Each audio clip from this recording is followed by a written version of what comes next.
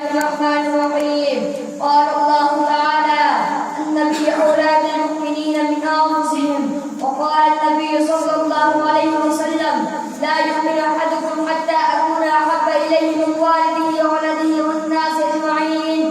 محمد صلی اللہ علیہ وسلم کی جس دل میں الفت نہ ہوگی، محمد صلی اللہ علیہ وسلم کی جس دل میں الفت نہ ہوگی، سمجھ لو کہ سمجھ میں جنت نہ ہوگی. کرے جو اطاعت محمد صلی اللہ علیہ وسلم کی دل سے، کرے جو اطاعت محمد صلی اللہ علیہ وسلم کی دل سے، اسے پیر مرشد کی حاجت نہ ہوگی. بھٹکتا رہا ہے، بھٹکتا رہے گا، بھٹکتا رہا ہے، بھٹکتا رہے گا. محمد صلی اللہ علیہ وسلم سے اس کو عقیدت نہ ہوگی. جناب صدر، علماء کرام اور میرے مقدم ساتھیوں، السلام علیکم ورحمۃ اللہ وبرکاتہ.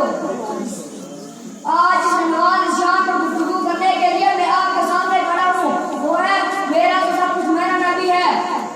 سامعین کرام، یہ موضوع انتہائی اہمیت کا حامل ہے، اسے چند منٹوں میں بیان کرنا ممکن نہیں. بہرحال وقت کی پابندی کا خیال کرتے ہوئے میری کوشش ہوگی کہ اس موضوع پر چند گزارشات آپ کے گوش گزار کر سکوں. جناب والا، ایک مومن کے لیے ضروری ہے کہ اپنی جان سے بڑھ کر رسول اللہ صلی اللہ علیہ وسلم سے محبت کرے. اگر کوئی شخص نبی کریم صلی اللہ علیہ وسلم سے ہر چیز سے بڑھ کر محبت نہیں کرتا تو وہ صحیح مومن نہیں ہو سکتا. حتیٰ کہ ایک مومن کے لیے ضروری ہے کہ اپنی جان سے بڑھ کر رسول اللہ صلی اللہ علیہ وسلم سے محبت کرے.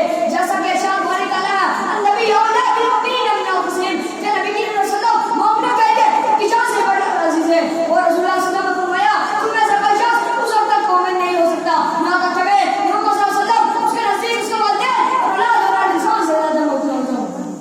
جناب صدر، بیان کرتا ہے آیت کریمہ اور حدیث پاک کا اس بات پر واضح دلالت کرتی ہے اس آدمی میرا تو سب کچھ میرا نبی کو نہیں مانتا وہ مومن نہیں ہو سکتا. جناب علی، میرا تو سب کچھ میرا نبی کی اپنی تصویر دیکھ لیا. صحابہ کرام رضوان اللہ علیہم اجمعین کی زندگیوں کو دیکھیے کس طرح صحابہ کرام نے اپنے سب کچھ نبی کی صلی اللہ علیہ وسلم پر قربان کیا. تاریخ کے ان کی بتانے کے لیے صحابہ رسول حباب بن عبد رضی اللہ تعالیٰ عنہ کی شہادت کا واقعہ ملے گا. قربان جب محمد عربی صلی اللہ علیہ وسلم کی مقدس سماعت کے اس مرشد ستارے اور اعظم محمد صحابہ نبی اور استقامت کے میدان میں یہ منظر اس میں فرق نہیں دیتا. جب ایک ستم دھری نظر کے بھی جب تک پوچھتا ہے: او ابے، کیا تو کہتا ہے آج میری جگہ محمد صلی اللہ علیہ وسلم دوری پر ہوتے اور تیری جان چھوٹ جاتی. حباب نے پوچھا: چلنی والے رستہ بھول تیر تلوار کے دونوں کی تکلیف میں سے نہ گئی اور بار میں یہ گوارا نہیں کہ محمد صلی اللہ علیہ وسلم کے منہ میں کانٹا چبھے اور میں آرام سے گھر بیٹھا رہوں. حباب کے جواب دشمن کا پیچھے بن گرا اور وہ شہید کر دیے گئے. لیکن عشق محمد اور اپنی نبی مطابق ختم کر کے ارادی دنیا کا تیار کر دیا. جفا جو عشق میں ہوتی ہے وہ جفا ہی نہیں، جفا جو عشق میں ہوتی ہے وہ جفا ہی نہیں. ستم میں محبت میں کچھ مزہ ہی نہیں. جناب صدر، آقا تو جہاں پر تو عالم سے دل کو نہیں جواننے والوں نے عشق و محبت کو رسوات داستانیں رقم کی ہے. ان کی مثال دنیا میں ممکن ہے اور انہوں نے اپنی طور پر اس بات کو ثبوت دیا کہ میرا تو سب کچھ میرا نبی ہے. محمد صلی اللہ علیہ وسلم کی غلامی دین حق کی شرط اول ہے. محمد صلی اللہ علیہ وسلم کی غلامی دین حق کی شرط اول ہے. اسی میں اگر غلامی تو سب کچھ نامکمل ہے. جناب مولانا، اسی پر بس نہیں، زید بن حارثہ رضی اللہ تعالیٰ عنہ نے بھی